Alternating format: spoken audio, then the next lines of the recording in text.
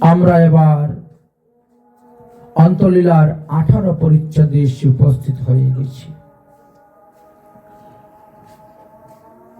এক এক সময় মহাপ্রভুর দেহের মধ্যে এক এক ভাবের উদয় হইত। কখন যে কোন ভাবের উদয় হবে সেটা তিনি নিজেও জানতেন না, তবে তার অন্তরঙ্গ ভক্তগণ সেই ভাব দেখে তিনার সেবা করতেন। কোন একদিন ব্রজেন্দ্র নন্দনের সেবার অভিলাষ পাওয়ার জন্য তিনি সবাইকে উপদেশ দিচ্ছেন, হে জীব, তোমরা সদ্গুরুর চরণ আচরণ করো। এই মতন মহাপ্রভু নীলাচলে বৈশেন। রাত্রি দিনে কৃষ্ণ বিচ্ছেদ অনলেতে ভাসেন। 12 বৎসর যে যে লীলা করে ক্ষণে ক্ষণে, অতি বাহুল্য ভয়ে গ্রন্থ না লিখে লিখনে। গ্রন্থকার বলছেন মহাপ্রভু শেষের 12 বৎসর তিনি নীলাচল থেকে বেরিয়ে অন্য কোথাও যান নাই।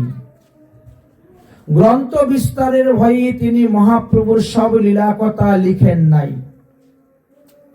কিছু কিছু লীলার কথা ইঙ্গিতের মাধ্যমে বর্ণন করে গিয়েছেন সংক্ষেপে।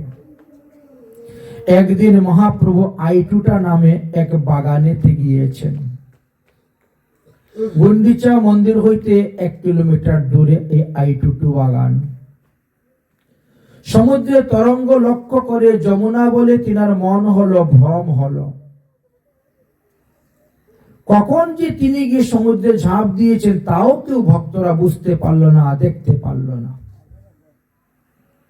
সমুদ্রে ঝাঁপ দিলেন আর তিনাকে খুঁজে পাওয়া যাচ্ছে। ঝাঁপ দেওয়ার সঙ্গে সঙ্গে তিনি সেখানে মূর্ছিত হয়ে গেছিলেন। মূর্ছিত হওয়ার পরে কি হয়েছে, কবু ডুবেন কবু ভাসেন, কবু ডুবেন কবু ভাসেন, ঢেউ, সমুদ্রে ঢেউয়ে। কিন্তু মহাপ্রভুর পরিকর অন্তরঙ্গ যারা ছিল তারা কিন্তু সেটা দেখতেও পাইল না। যমুনাতে জল খেলি গোপীগণ সঙ্গে, কৃষ্ণ করে মহাপ্রভু এই লীলা দেখতেছেন মগ্নে। শ্রীকৃষ্ণ গোপীদের সঙ্গে যমুনায় জল খেলতেছেন, আর এই দৃশ্য দেখে তিনি গিয়ে ডুব দিয়েছেন যমুনায় মহাপ্রভু ধরার জন্য। সমুদ্রের ঢেউ যেন তার সূক্ষ্ম কাঠের মতন, একবার ডুবায় একবার ভাসায়, একবার ডুবায় একবার ভাসায়। এইভাবে করতে করতে জগন্নাথ মন্দিরের যে স্বর্গদ্বার, সেখান থেকে তিনাকে সমুদ্রের ঢেউয়ে বসাইতে বসাইতে কর্ণাক নিয়ে চলে গেছিল। কোণার ওখানে একটি সূর্য মন্দির আছে, কোণার্ক। এদিকে স্বরূপ দামোদর ভক্তগণ হঠাৎ বলে, মহাপ্রভু কোথায় রে? তিনি তো এই বাগানে এসেছিলেন, দেখো তো। কিন্তু বাগানের মধ্যে খুঁজে কোনো সন্ধান পাওয়া যাচ্ছে না। সবাই মিলে জগন্নাথ মন্দিরে গেলেন, সেখানেও পেলেন না। সিদ্ধ বকুলে গেলেন, ওখানেও পেলেন না। যেখানে যেখানে মহাপ্রভু থাকেন যান সব জায়গা খুঁজলেন, কিন্তু কোথাও কোনো খবর পাওয়া গেল না। ভক্তগণ তখন মূর্ছিত হয়ে পড়ে যাচ্ছে, কি করবেন, কোথায় যাবেন? গুন্ডিচা মন্দির থেকে আরম্ভ করে একে একে সমস্ত মন্দির, সমস্ত স্থান তন্ন তন্ন করে খুঁজছেন, কোথাও পাচ্ছেন না। সমুদ্রের তীরে সবাই এসে বসে আছেন, না সমুদ্রে প্রবেশ করলেন, তাও খুঁজে পাচ্ছে না। একে অন্যকে জিজ্ঞাসা করছেন, কিন্তু কেউ কোনো সংবাদ দিচ্ছে না। দেখতে দেখতে সমস্ত দিন অবসান হয়ে গেল, সমস্ত রাত্রি অবসান হয়ে গেল। সবাই মনে করলেন তাহলে মহাপ্রভু হয়তো অন্তর্ধান হয়ে গেছেন, পাওয়া যাচ্ছে না বলে। চাহিয়া বেড়াইল সবে, শেষ রাত্রি হইল, অন্তর্ধান হইলেন প্রভু নিশ্চয় করিল। প্রিয় ভক্তগণ একজন আরেকজনের কাছে মনের দুঃখের কথা বলছেন, আশঙ্কার কথা বলছেন, আর মনে করছেন যে হয়তো প্রভু অদর্শন হয়ে গেছে। চতুর্দিকে খোঁজাখুঁজি করার পরও কোনো সংবাদ পাওয়া যাচ্ছে না। তার মানে তিনি অন্তর্ধান হয়ে গেছেন।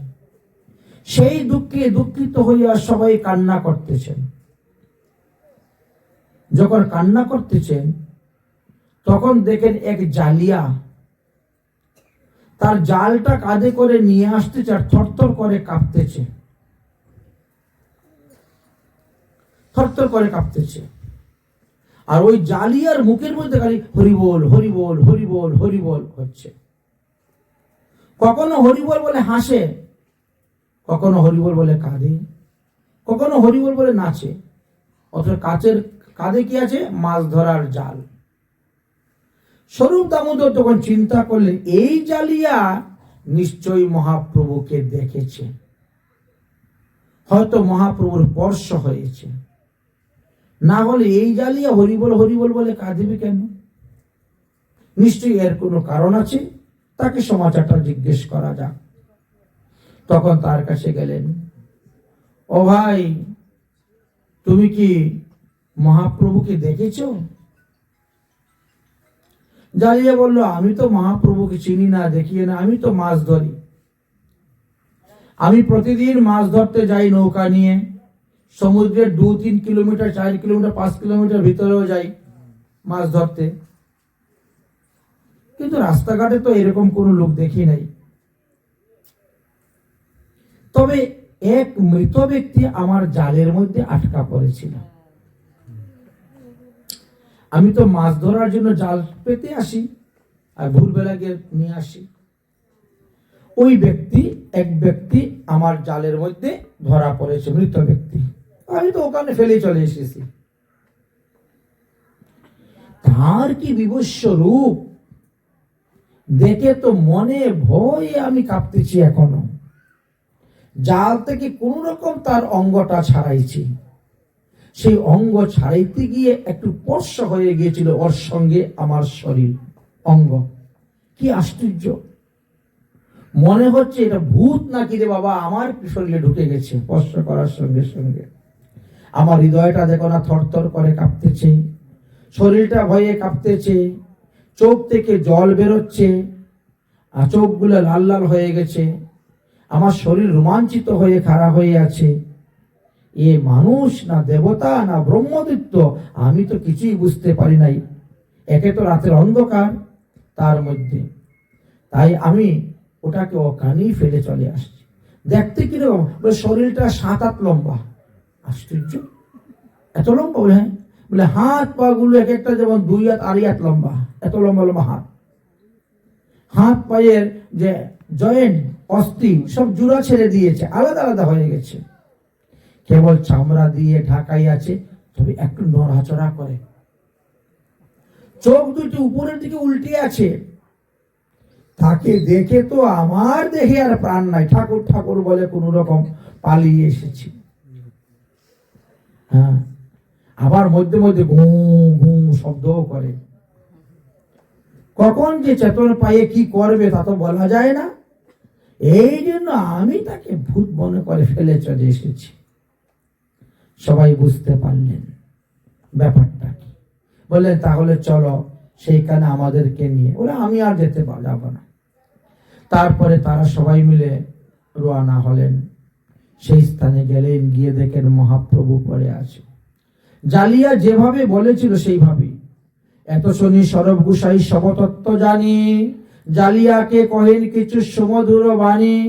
শুনো ভাই, আমি হলাম একজন বড় হুজা। আমি ভূত প্রেরত ছাড়াইতে মন্ত্র জানি।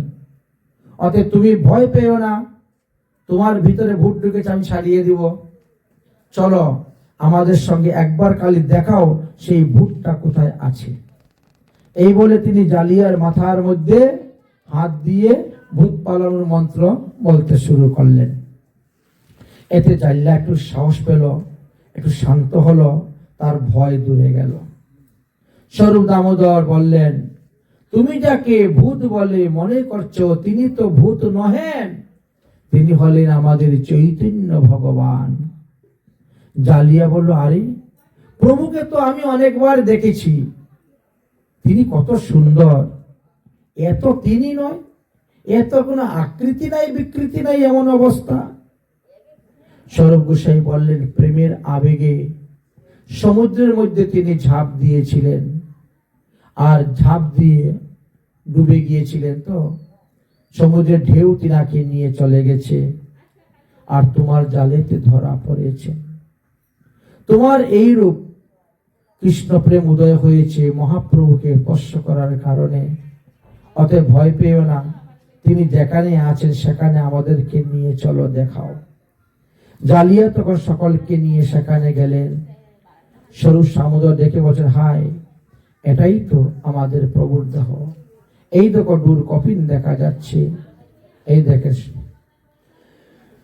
আদ্য ডুর কফিন দেখিয়া দূরেতে বহির্বাস কাইল ভরে বালুকার ঝরেতে। যাই হোক, মহাপ্রভুকে দেখে সবাই উচ্চস্বরে কীর্তন শুরু করলেন।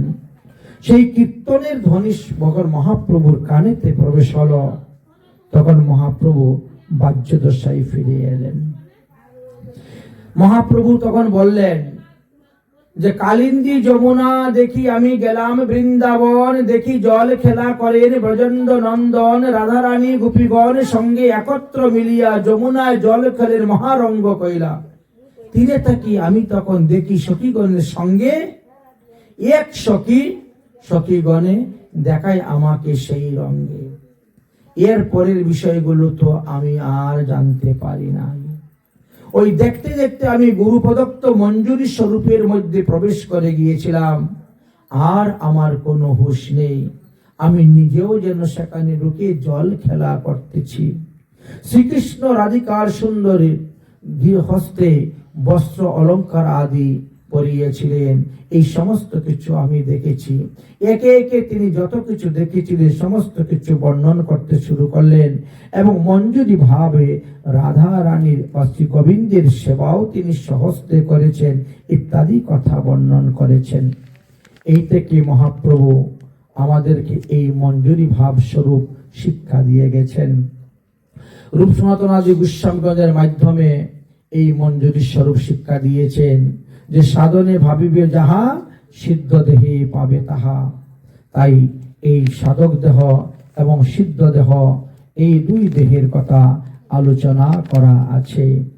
এদিকে মহাপ্রভু একটু সুস্থ হয়েছেন, ফিরে এসেছেন। এবার আবার রথযাত্রা হবে। সেই রথযাত্রা উপলক্ষে অনেক বৈষ্ণবগণ আসবেন। মহাপ্রভু যদিও নিষেধ করে দিয়েছেন, তারপরেও আসবেন।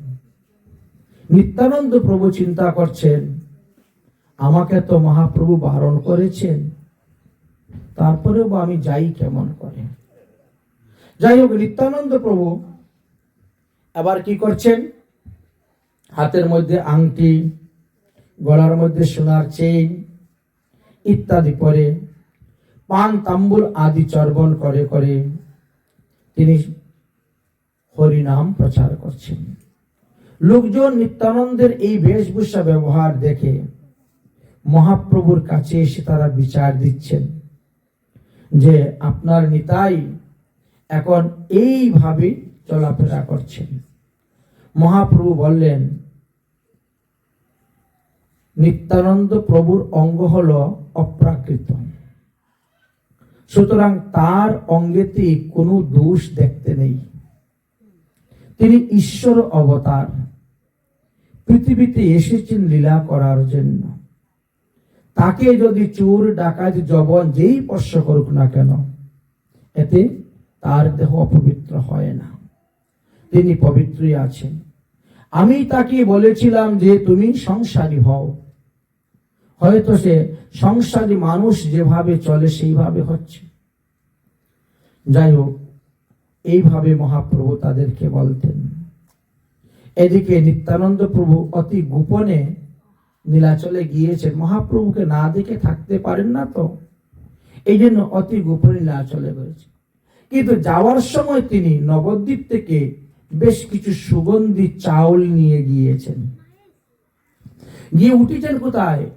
টুটা গোপীনাথে গদাধরের কাছে।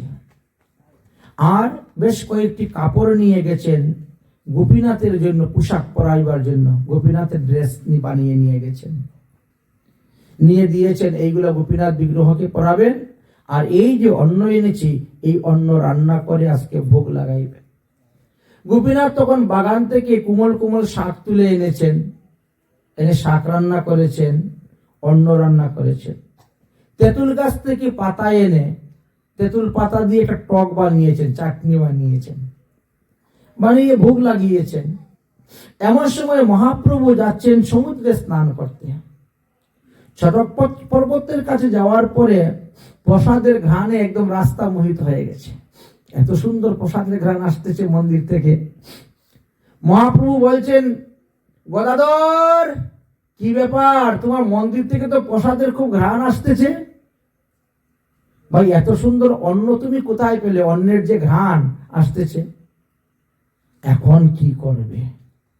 গদাধর বলছে, নিত্যানন্দ, তুমি তাড়াতাড়ি লুকাও, এই দেখো মহাপ্রভু আসতেছেন অন্নের ঘ্রাণ পেয়ে, এখন কি করা যায়? নিত্যানন্দ বলছে, আর লুকিয়ে থাকবো কোথায়?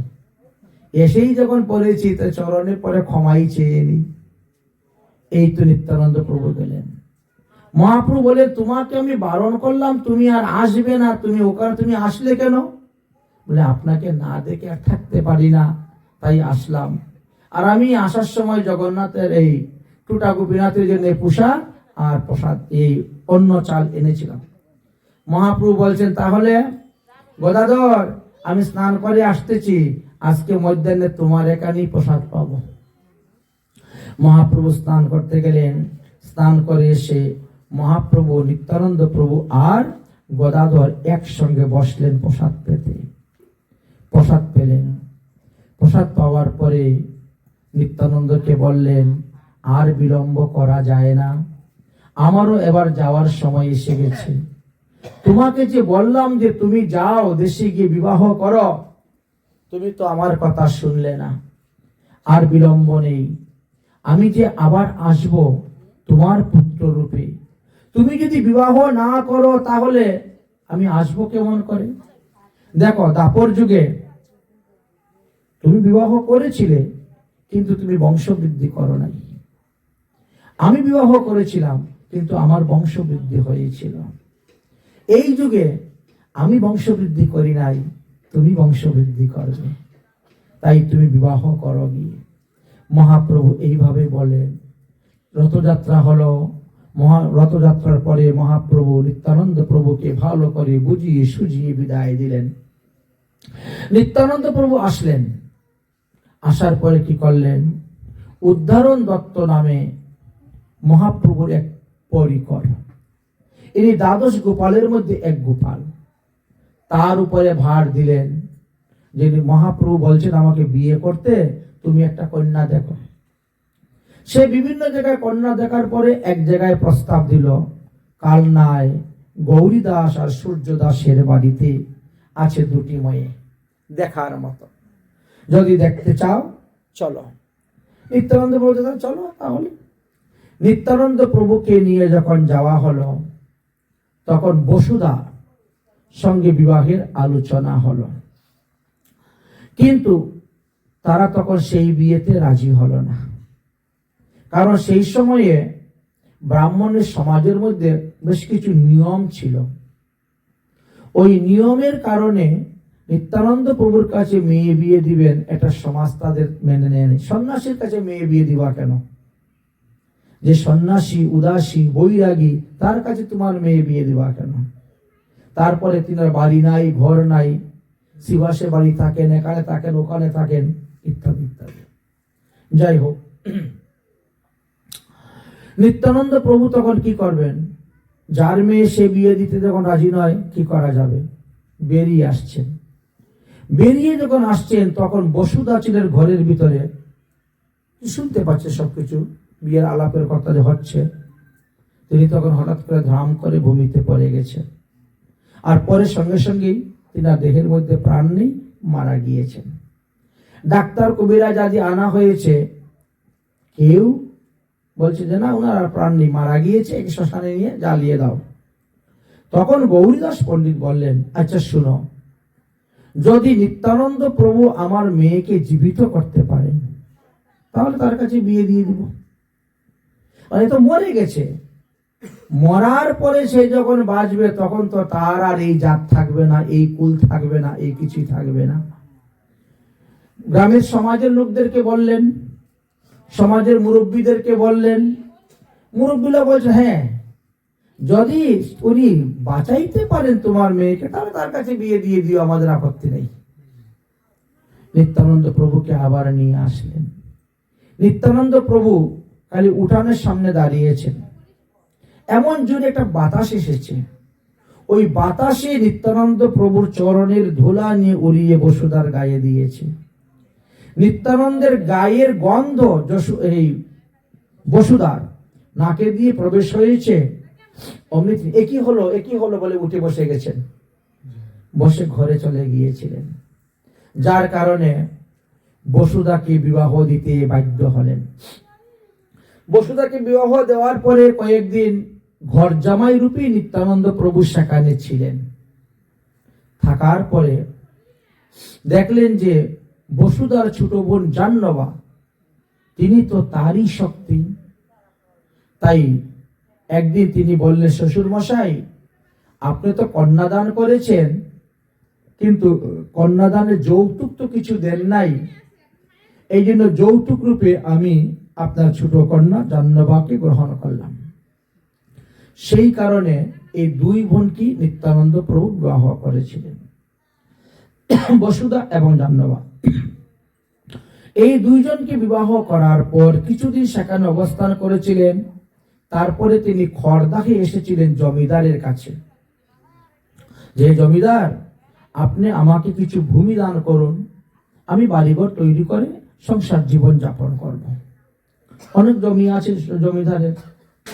জমিদার তুমি তিরস্কার করলো, সন্ন্যাসী হইয়া তুমি বিয়ে করেছো, বলে একটা না দুইটা বিয়ে, যদি তোমার বাড়ি নেই, ঘরে নেই, খাবার দিতে পারেন তো বিয়ে করার কি দরকার, বলেছেন। নানা রকমের পরিহাস করছে। নিত্যানন্দ প্রভু দেখলেন যে পাশে কয়েকটা বৃদ্ধ লোক বসে হুক্কা খাচ্ছে, হুক্কা আগেরকার দিনের ফসি হুক্কা। তো ধানের খড়ের মধ্যে বিড়া পাকিয়ে ওর মধ্যে আগুন জ্বালিয়ে রাখা, ওই টিকি ধরাইয়া খায় ওরা। নিত্যানন্দ প্রভু রেগে গিয়ে ওই ধানের খড়টা উঠাইয়া ঘোরাতে শুরু করলেন। ঘুরিয়ে ঘুরিয়ে ঘুরিয়ে ঘুরিয়ে ঢিল মেরে ছেড়ে দিয়েছেন, পড়েছে গঙ্গার জলে, পাশে গঙ্গা। গঙ্গার জলে যখন পড়েছেন, গঙ্গার থেকে চর উঠে গেছে, সেই চরের মধ্যে নিত্যানন্দ প্রভু ঘর বানালেন। এটা তো তোমার আর জায়গা নয়। নিত্যানন্দ প্রভু ঘর বানালেন। বসুধা জাহ্নবাকে নিয়ে তিনি বাস করতে শুরু করলেন। এবার বসুধার একটি পুত্র সন্তান হয়েছে। আমাদের মহাপ্রভুর পার্শ্বদের মধ্যে একজন পার্শ্বদ হলেন অবিরাম ঠাকুর। অবিরাম ঠাকুর যখন শুনতে পেলেন যে নিত্যানন্দ প্রভুর একটি পুত্র সন্তান হয়েছে, তখন অবিরাম ঠাকুর গেলেন, দেখি তো এবার কে এসেছে। নিত্যানন্দ প্রভুর পুত্র রূপে আসবে তো সাধারণ ব্যক্তি হবে না, দেখি কে এসেছে। ওই তিনি গিয়েছেন, গিয়ে নিত্যানন্দ প্রভুকে দেখছেন বারিন্দায় বসে আছেন। প্রভু, আপনার নাকি একটা পুত্র সন্তান হয়েছে? বলে হ্যাঁ হয়েছে। কে এসেছে এবার? বলে তা তো আমি জানি না, তুমি গিয়ে দেখো। অবিরাম ঠাকুর গিয়ে যখন প্রণাম করলেন, সঙ্গে সঙ্গে শিশুটা মারা গেল। বাড়িতে কান্নার রোল উঠল। অবিরাম ঠাকুর চলে গেছে। নিত্যানন্দ প্রভু কিচ্ছু বললেন না। এইভাবে একটা নয়, দুটা নয়, তিনটা নয়, অবিরাম ঠাকুরের দণ্ডবতের ফলে 6টি সন্তান মারা গিয়েছিল। বুঝেছেন? সপ্তমে আসলেন, একটি কন্যা সন্তান জন্ম হল। অবিরাম ঠাকুর আবার এসেছেন, প্রতিবারই আসে, সংবাদ পেলে আসেন, দেখি তো কে আসলো নিত্যানন্দের পুত্র রূপে। এই জন্য সপ্তমী আসছেন, একটি কন্যা সন্তান, তাও আসছেন দেখার জন্য।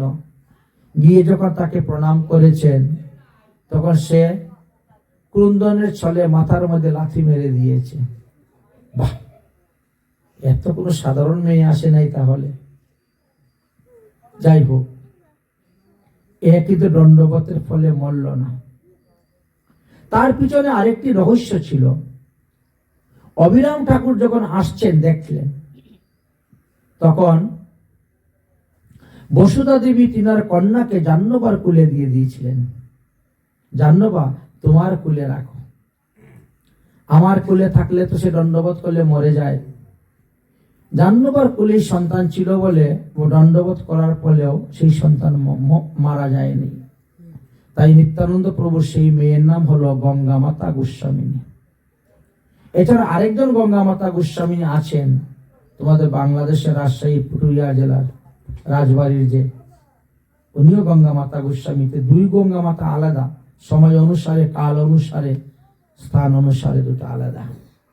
ইনার হলো উপাধি গঙ্গা মাতা গোস্বামী, আর ইনি জন্মসূত্রে গঙ্গা মাতা গোস্বামিনী নাম, নিত্যানন্দ পরিবার। যাই হোক, তারপরে অষ্টমে এসেছিলেন মহাপ্রভু। মানে মহাপ্রভুর, এখন আমরা অন্তর্ধান লীলা বলবো। মহাপ্রভু অন্তর্ধান হওয়ার পরে নিত্যানন্দ প্রভুর পুত্র বীরচন্দ্র রূপে অবতীর্ণ হয়েছিলেন। আজকে তো নিত্যানন্দ ত্রয়োদশী। আমরা নিত্যানন্দের লীলা কথা মধ্যে একটু মাত্র আস্বাদন করতে পেরেছি।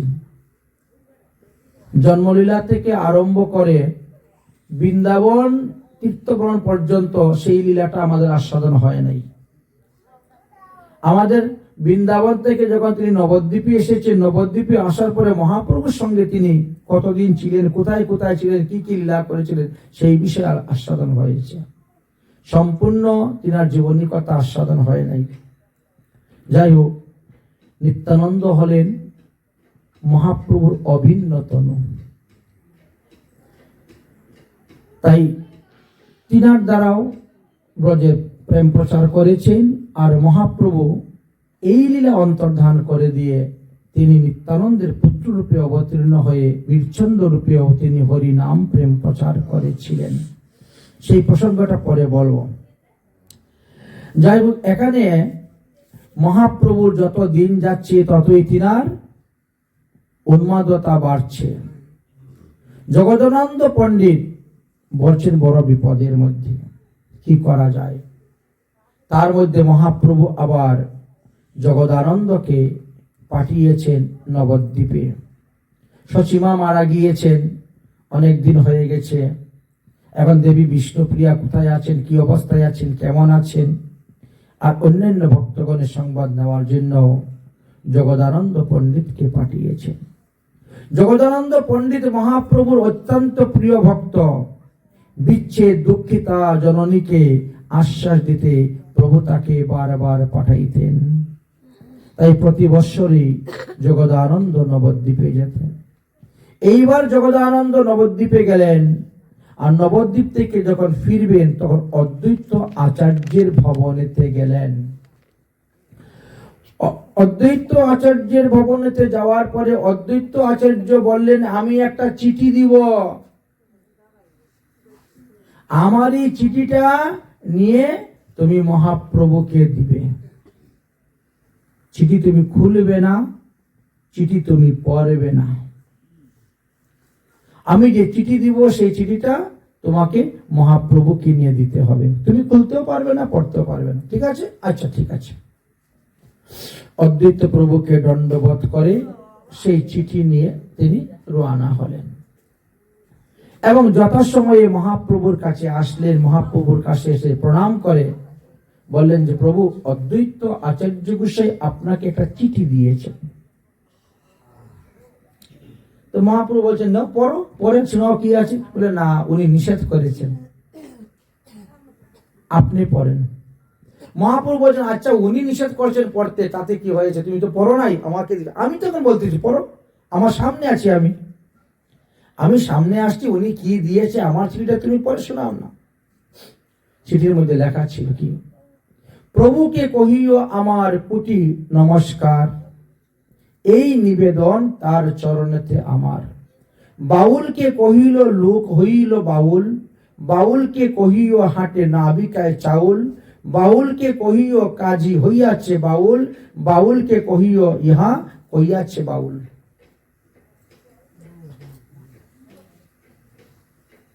তো মহাপ্রভু তো এটা শুনে হাসছেন, কিন্তু জগদানন্দ এত বড় পণ্ডিত হওয়া সত্ত্বেও এর শব্দের অর্থ বুঝলেন না।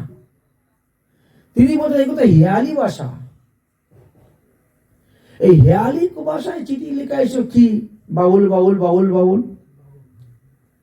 মহাপ্রভু বলছেন আমিও তো ঠিক ঠিক বুঝতে পারছি না, বুঝেছেন, আমিও ঠিক ঠিক বুঝতে পারছি না।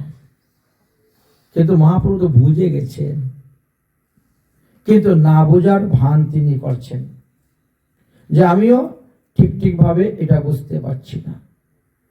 বাউলকে কহিও লোক হইল বাউল, বাউলকে কহিও হাটে নাবিকায় চাউল, বাউলকে কহিও কাজে নাহিক আউল, বাউলকে কহিও ইহা কহিয়াছে বাউল। যাই হোক, মহাপ্রভুর কাছে যখন এই চিঠি এসে পৌঁছল, মহাপ্রভু তখন হাসছেন।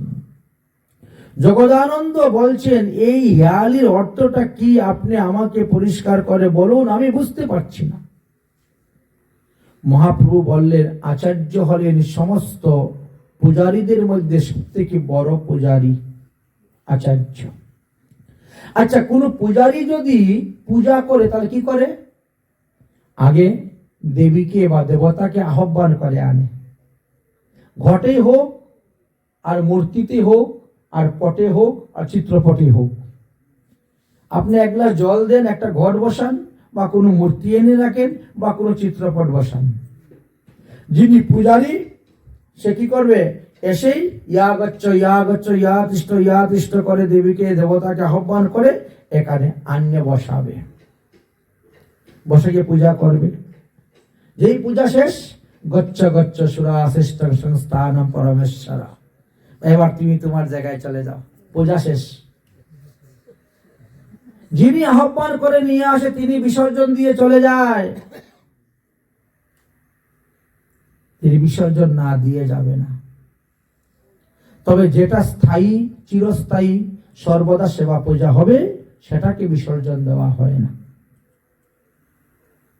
আমরা মন্দিরে যখন কোনো বিগ্রহ প্রতিষ্ঠা করি, এই মন্দিরে এই বিগ্রহের সেবা পূজা সবসময় চলবে, তাহলে তাকে বিসর্জন দিতে নাই। আর যে সমস্ত মন্দিরে সেবা পূজা হয় না, সঙ্গে সঙ্গে বিসর্জন। সে দুর্গা মন্দির হোক আর কালী মন্দির হোক আর সরস্বতী মন্দির হোক, যে মন্দির হোক, পূজা শেষ বিসর্জন। বিসর্জন দেওয়ার পর ওই মূর্তি কি করা হয়? কেউ জলে বিসর্জন দেয় আর কেউ গাছের নিচে নিয়ে রেখে দেয়, তাই না? এটা বিসর্জিত মূর্তি। এই মূর্তিকে প্রণাম করলো ফল নাই, পূজা করলো ফল হবে না, কিচ্ছু না। যখন চক্ষুদান প্রাণ প্রতিষ্ঠা করা হয় তখনই না তার ফল, তারপরে আর কোনো ফল থাকে না, আগেও থাকে না। দোকানদারের ঘরে দেখো তো কত মূর্তি পড়ে আছে, গডরেজ ভর্তি, আলমারি ভর্তি, বস্তা ভর্তি, বস্তার মধ্যে প্যাকিং করা সব মূর্তি ভর্তি আছে, এতে কোনো ফল নেই। ঠিক তেমনি ভাবে মহাপ্রভু বলেন আচার্য হলেন সমস্ত বড় পূজারীগণ, আগম শাস্ত্রের বিধি বিধান তো তিনি ভালো করে জানেন, অভিজ্ঞতা আছে। তাই পূজার উদ্দেশ্যে তিনি দেবতাকে আহ্বান করেছেন। পূজা শেষ হয়ে গেছে, এবার তিনি বিসর্জন দিচ্ছেন, বুঝছেন? তাই বিসর্জন তিনি জানাচ্ছেন এই শ্লোকে, এই চিঠির মাধ্যমে। তার মানে কি আছে আমরা তো বুঝতে পারছি না, একটু বুঝিয়ে বলেন। মহাপ্রভু বলেন আমিও তো জানি না, মহাদেবের অবতার অদ্বৈত, তার লীলা কথা কে বুঝে? আচার্য হলেন মহাযুগেশ্বর, তিনি তর্জা মতন এই কথাগুলি লিখে পাঠিয়েছেন। দেখো, তর্জমা বা তর্জা শব্দ শুনলে পরে একরকম অর্থ মনে হয়, কিন্তু ভিতরে আরেক রকম অর্থ লুকিয়ে থাকে, বুঝলেন? এই জন্যই উনি জানেন উনি কি কোন ভাষায় লিখেছেন। তবে স্বরূপ গোসাই একটু অনুমান করছেন, বাউলকে কইও গিয়া হইয়াছে বাউল, তার মানেটা কি? বাউলকে কইও হাটে না বিকায় চাউল, মানে ধীরে ধীরে চেষ্টা করতেছেন এই শব্দগুলোর অর্থ বোঝার জন্য। কিন্তু ওই চিঠি যেদিন মহাপ্রভু পেয়েছেন সেদিন থেকে মহাপ্রভুর দশা আরো দ্বিগুণ বেড়ে গেছে। সেই দিন হইতে প্রভুর আরো দশা হইল, কৃষ্ণের বিচ্ছেদ দশা দ্বিগুণ বাড়িল। যেই দিন এই তরজাটা তিনি পেয়েছেন, ওই হিয়ালি দেওয়া চিঠি পেয়েছেন, সেই দিন প্রভু বুঝতে পারলেন যে এই জগতের সমস্ত জীব উদ্ধারের কাজ আমার শেষ হয়ে গেছে। তাই তো অদ্বৈত প্রভু আমাকে চলে যাওয়ার কথা বলতেছে। বাউল মানে ভগবানের নামে যে বেসে গেছে সে হলো বাউল বলেছেন। তাই বাউলকে কইও লোক হইয়াছে বাউল, আপনি যে হরিনাম প্রেম দিয়েছেন এই প্রেমের বন্যায় সব কৃষ্ণ নামের কৃষ্ণ ভক্ত কৃষ্ণ নামে ভাসতেছেন। অতএব এখন আর হাটে না বিকায় চাউল, অর্থাৎ তোমারই হরিনাম নেওয়ার মতন আর কোনো লোক নেই, সবাই একেবারে হরিনামে পরিপূর্ণ হইয়া গেছে। হ্যাঁ, এখন আর কোনো লোক নেই, সবাইকে কৃষ্ণ নাম দেওয়া হয়ে গেছে। তো দোকানদার যদি দোকান নিয়ে খুলে বসে আর যদি দেখে যে সেখানে তার মাল বিক্রি হচ্ছে না, তো কি করে? সব উঠে নিয়ে চলে যায় ফেরত। কেউ হয়তো সস্তা দামে বিক্রি করে দেয়, আবার বইয়ে নিয়ে যাব কেন, সস্তা দামে বিক্রি করে দেয়। আর কেউ সবকিছু গুটিয়ে নিয়ে আবার চলে যায়। তাই এখানেও মহাপ্রভুকে এই কথাই বলছেন। আবার বাউলকে কহিও ইহা কহিয়াছে বাউল, মানে অদ্বৈত প্রভু তো আরেক বাউল, এই জন্য সেই অর্থে বলছেন। আমরা বর্তমানে যে সমস্ত বাউল দেখছি এদেরকে নয়, ওই দাড়ি রাখলে আর চুল রাখলে বাউল হওয়া যায় না, বুঝেছেন? ওই বাউলের কথা বলছেন না। অদ্বৈত প্রভুর ভাষাই ছিল আলাদা সেখানে, তাহলে মহাপ্রভুকে কেন এরকম বলবেন? তথাপিও স্বরূপ বারবার জিজ্ঞাসা করতেছে, প্রভু ইহার প্রকৃত অর্থ কি আমাদেরকে বলুন, কিন্তু বলতেন না। মহাপ্রভু বলতে, স্বরূপ কৃষ্ণের বিরহে আমি অস্থির, আমি স্থির থাকতে পারি না, আমি কি আর জানি এই শ্লোকের কি অর্থ? মহাপ্রভু কখনো কখনো হা কৃষ্ণ করে মুখটা দেওয়ালের মধ্যে ঘষতেন, এতে মুখের বহু স্থানে ক্ষত হয়ে যেত। ভক্তরা চিন্তা করলেন না জানে কোন আবার বিপদ ঘটে। এই পত্র পাওয়ার পর থেকেই মহাপ্রভুর দশা আরো বেড়ে গেল। শঙ্কর পণ্ডিত প্রভুর পদতলে পরে কত স্তুতি ভক্তি করতেন, প্রভু কি কত কষ্ট করে এনে ঘুম পাতাতেন, কিছুতেই ঘুমাচ্ছেন না, কিছুতেই তিনি স্থির থাকতে পারছেন না। প্রভু ঘুমিয়ে পড়লে পরেও লোকের চিন্তা যে কখন তিনি উঠে আবার পালিয়ে যান, এই জন্য তাদেরও ঠিক মতো ঘুম আসে না। এইভাবে দেখতে দেখতে একদা বৈশাখী পূর্ণিমা রাত্রে প্রভু সব ভক্তদেরকে নিয়ে জগন্নাথ বল্লভ উদ্যানে গিয়েছিলেন। মনে হলো যেন একটা বৃন্দাবনী তিনি যাচ্ছেন, আর ওখান থেকে ললিত লবঙ্গ লতিকা যে পদ কীর্তন সেইটি আসতেছে বেশি। মহাপ্রভু রাধাভাবে ভাবিষ্ট হইয়া রায় রামানন্দকে বলছে, সখী মনে হচ্ছে শ্রীকৃষ্ণ এখানে এসেছেন, শ্রীকৃষ্ণের অঙ্গ গন্ধ আমি পাচ্ছি। সখী আমার মনে হয় কৃষ্ণ এখানেই আছেন। এইভাবে মহাপ্রভু সেই ঘন অরণ্য জঙ্গলের দিকে ছুটে চলেছেন শ্রীকৃষ্ণ অন্বেষণ করার জন্য। স্বরূপ দামোদর রায় রামানন্দ বড় সমস্যায় পড়েছেন। স্বরূপ রামানন্দ দুইজনের সনে রাত্রি দিন রসগীত শ্লোক আস্বাদনে, কোনদিন কোনোভাবে শ্লোকেরও পঠন, সেই শ্লোক আস্বাদিতে সারা রাত্রি জাগরণ। হর্ষে প্রভু কহেন, শুনো স্বরূপ রাম রায়, নাম সংকীর্তন কলো পরম উপায়। সংকীর্তন যজ্ঞে করবে কৃষ্ণ আরাধন, সেই তো সুমেধা পাবে কৃষ্ণের চরণ। সংকীর্তন হইতে হবে সর্বধর্ম নাশ, সর্ব শুদ্ধ উদয় কৃষ্ণ প্রেমের উল্লাস। এই উপদেশগুলো মহাপ্রভুর শেষ উপদেশ ছিল। আমরা জানি যে মহাপ্রভু শেষ সময়ে তিনি 8টি শ্লোক রচনা করে গিয়েছিলেন, যে 8টি শ্লোককে আমরা মহাপ্রভু শিক্ষাষ্টক বলে জানি। এই শ্লোকগুলি পরে মহাপ্রভু লিখেছিলেন। চেতদর্পণমার্জনম ভব মহাদবাগ্নি নির্বাপনম সয়োকৈবার চন্দ্রিকা বিতরণম বিদ্যাবুধি জীবনম আনন্দাম্বুধি ভরদনম প্রতিপদম পূর্ণামৃত স্বাদনম সর্বাতনোপনম পরম বিজয়তে শ্রীকৃষ্ণ সংকীর্তনম। এইভাবে মহাপ্রভু 8টি শ্লোক রচনা করে গেছিলেন। এটি হলো মহাপ্রভুর শিক্ষাষ্টকের মধ্যে প্রথম শ্লোক।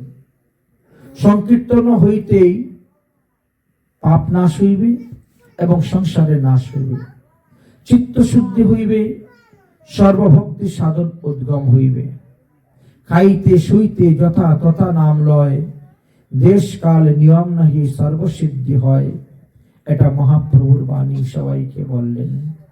দ্বিতীয় শ্লোক ছিল নাম নামকারী বহুদাম নিজ শক্তি সর্বশক্তি সূত্রাপিতানা নিজয়ম স্মরণেত্তন কালে এতাদৃশং তব কৃপা ভগবান মমাপি দুর্দৈবা মৃদুশাবাই মহাজানিম তানুরাঘান। যেই রূপে লইলে নাম প্রেম উপজয়, তাহার লক্ষণ বলি শুন স্বরূপ রাম রায়। তারপরে কি বলেছিলেন? তৃণাদপি শুনিচেন তরিরিব সহিষ্ণুনা ও মানিনা মানদিন কীর্তনীয় সদা হরি। অর্থাৎ উত্তম হইয়া আপনারে মানে তীর্ণ সম, 2 প্রকারে সহিষ্ণু করে বৃক্ষ সম। বৃক্ষ যেমন কাটিলেও কিছু না বলয়, শুকাইয়া মরে তবুও কারু কাছে জল না মাগয়। যে যা মাগে তারে সেই ধন দেয় আপন ধন, ঘর্ম বৃষ্টি সহ্য অন্যের করে জীবন রক্ষণ। উত্তম হইয়া বৈষ্ণব হইবে নিরভিমান, জীবে সম্মান দিবে জানি কৃষ্ণ অধিষ্ঠান। এই মতন হইয়া সেই কৃষ্ণ নাম লও, কৃষ্ণের চরণ তার প্রেম উপজয়। কহিতে কহিতে প্রভুর দৈন্য আরো বাড়িল, শুদ্ধ ভক্তি কৃষ্ণটাই মাগিতে লাগিল। প্রেমের স্বভাবে তাহা প্রেমের বন্ধন, যেই মানে কৃষ্ণ মোর সেই নাহি প্রেমবন্ধন। এইভাবে মহাপ্রভু এক একটা শ্লোক রচনা করেছেন, শ্লোকের অর্থ অনুবাদ করে গিয়েছেন। তারপরে চতুর্থ শ্লোক হল ন ধনং ন জনং ন সুন্দরী কবিতাং বা জগদীশ কাম্যয়ে মম জন্মানি জন্মানি ঈশ্বর ভবদাং ভক্তি ঐহুতুকি ভবে। হে জগদীশ, তোমার চরণে আমি ধন চাই না, আমি জন চাই না, আমি শালুক্যাদি মুক্তি চাই না, আমি কোনরূপ অলংকার বাসনা করি না। আমার একমাত্র প্রার্থনা যে ঈশ্বর আমাকে জন্মে যেন ঐহুতিকি ভক্তি প্রদান করিয়া থাকেন। ধনজন নাহি মাগে কবিতা সুন্দরী, শুদ্ধ ভক্তি কৃষ্ণ মোরে দেহ কৃপা করি। অতি দৈন্য পুণ্য মার্গে দাস্য ভক্তি দান, আপনারে মানে সংসার জীবেরও অভিমান। 5 নম্বর শিক্ষাষ্টকের শ্লোক ঐনন্দৌ সুতনজৌ কিঙ্করৌ পতিতং মাং বিষয়া ভাবুবিম কৃপয়া তব পদাম্ভুজ স্থিতম ধূলি সদৃশ্যম বিচন্তয়ম। হে নন্দসুত অনুজ, তোমার কিঙ্কর বিষয় সাগরে পতিত হয়ে আছে, তুমি তাকে কৃপা করে উদ্ধার করো তোমার পদাম্ভুজ রূপ তরিখানা দিয়ে। মহাপ্রভু এইভাবে প্রার্থনা করতেন। তোমার নিত্য দাস মই তোমার পাশরিয়া, পড়িয়াছি ভবার্ণবে মায়াবদ্ধ হইয়া। কৃপা করি কর মোরে পদধূলি সম, তোমার সেবক করো তোমারও সেবন। এইভাবে মহাপ্রভু প্রার্থনা করছেন। পুনরতি উৎকণ্ঠা সহিত আরো দৈন্যের উদ্গম হল।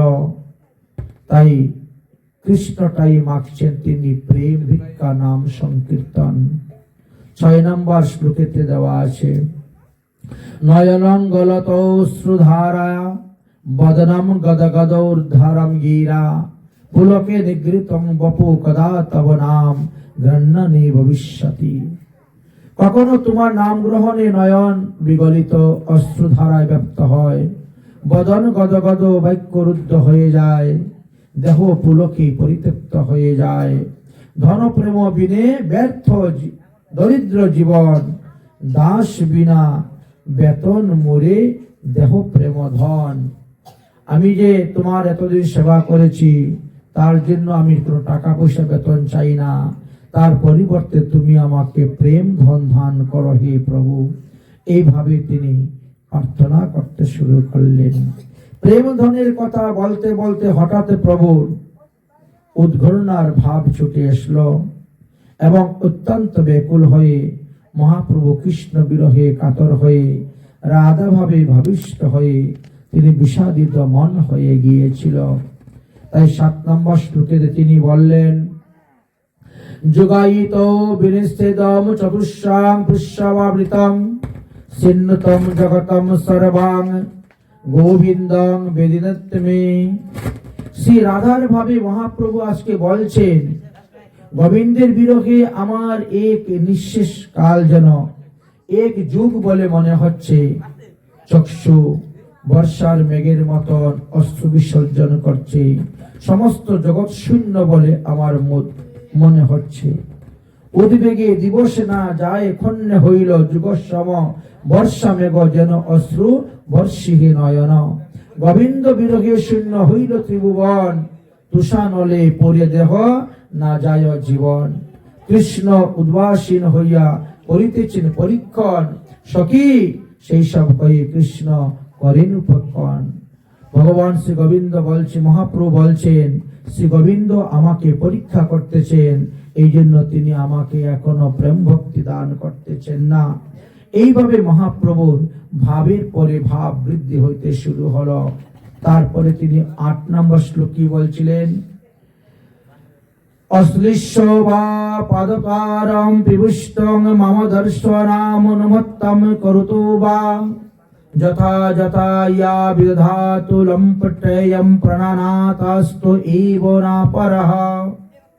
সেই কৃষ্ণ পদদাসী আমি, আমাকে কৃষ্ণ আলিঙ্গন করে বক্ষে নিপতিত করুন, অর্থাৎ আমাকে দর্শন দেও। যদি হে কৃষ্ণ তুমি আমাকে দর্শন না দেও, তাহলে আমার এই দারুণ প্রাণ দেহ থেকে বেরিয়ে যাবে। ওহে বহু বল্লভ যুক্ত শ্রী গোবিন্দ, তুমি আমার প্রাণনাথ, তুমি আমায় কৃপা করো। শ্রীদাদার ভাবে প্রভু বলেন, সখী তোমরা তার প্রতি অপেক্ষা করতে উপদেশ দিচ্ছ কেন আমাকে? কিন্তু আমি কি রূপে অপেক্ষা করব বলো? আমি যে তার চরণ সেবার দাসী, তার সেবা করে তাকে সুখ দেওয়ার চেষ্টাই হলো আমার একমাত্র কর্তব্য। তিনি উদাসীন হয়েছেন বলে আমি কি রূপে তাকে অপেক্ষা করতে পারি? তাই সখী যাও, কৃষ্ণকে এখনই আমার কাছে নিয়ে আস। আমার প্রতি উদাস হয়ে তিনি যদি আনন্দ পান, আমার তাতেও সুখ। তার সুখ বিধানটাই যে আমার একমাত্র কাজ। হে সখী, শ্রীকৃষ্ণই আমার জীবন ধন, তাকে ছেড়ে এক পল আমি বাঁচতে পারবো না।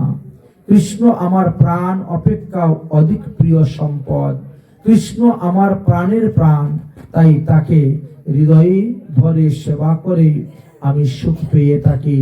এটাই হলো আমার একমাত্র ধ্যান, এটাই হলো আমার একমাত্র জপ, এটাই হলো আমার একমাত্র তপ। কুষ্ঠ বিপ্রের রমণী পতিব্রতা শিরোমণি পথিলাগী কইলেন বেশ্যার সেবা। স্তম্ভিত সূর্যের গতি জিয়াইলা মৃত প্রতি তুষ্ট করিয়া তিন দেবা। তাই আমিও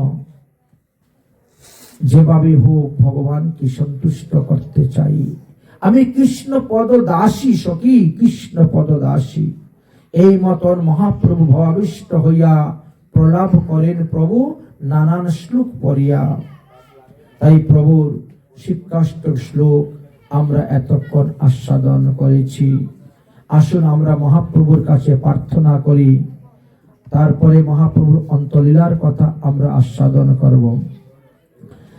এই কৃপা কর মোরে গৌরাঙ্গ শ্রী হরি, কৃপা কর মোরে গৌরাঙ্গ শ্রী হরি, নিত্যানন্দ সঙ্গে যেন তোমায় না পাশরি, নিত্যানন্দ সঙ্গে যেন তোমায় পাশরি। তুমি আর নিত্যানন্দ গহরবে যাহার, তুমি আর নিত্যানন্দ গহরবে যাহার, এই কৃপা করেন ভৃত্য ওই যেন তাহার, এই কৃপা করেন ভৃত্য ভৃত্য হই তাহার। সপার্ষদে তুমি যথা করয় অবতার, সপার্ষদে তুমি যথা করয় অবতার, তথায় তথায় দাসামি হইব তোমার, তথায় তথায় দাসামি হইব তোমার। তুমি প্রভু মোহি দাস ইহা নাহি যতা,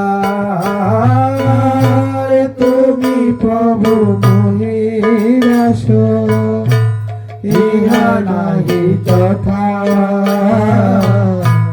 হেন কর প্রভু যেন নাহি জন্মি যতা,